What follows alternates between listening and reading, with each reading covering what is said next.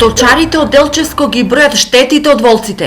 На сточарот Кире, чие стадо деновиве е преполовено од волци, волците му изеле 5000 евра. Тука за рок од 15 минути дојдова волци нападна, ни издавија голем број, значи стари овци 15 броја и 5 надавени, а јагниња 8 мали јагниња и 25 големи со по 30 кг. Семејството на овој човек сега живее во страв, бидејќи волците можат пак да се вратат. И од тога навам ни спиеме, ни се дежурам.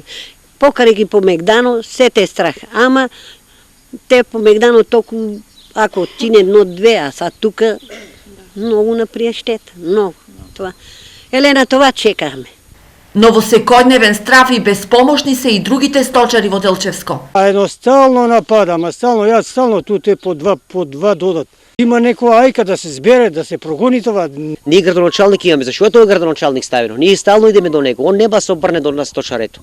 Ја го летос канал кад Сагардо, ништо. Колку ни се брави, ја 30 брави ми се расипаа овци. Ова да дели и това ќе не онадат. Ветеринарниот инспектор ги потврди штетите на семејството Мицевски, но според него овие луѓе не ги следува оштета, бидејќи стоката не е осигурана. Но со овој факт не се согласува адвокатот Атарасовски. Според него, законодавецот предвидел во Законот за ловство и Законот за облигациони односи обештетување на сточарите. За штета што ќе направи дивечот без заштита одговара концесионерот. Ако нема концесионер и ако штета е направена на подрачето каде што нема ловиште, моје мислење е дека треба да одговара државата. И тоа треба да обештети за обичната штета што е направена, како и за испуштената добивка.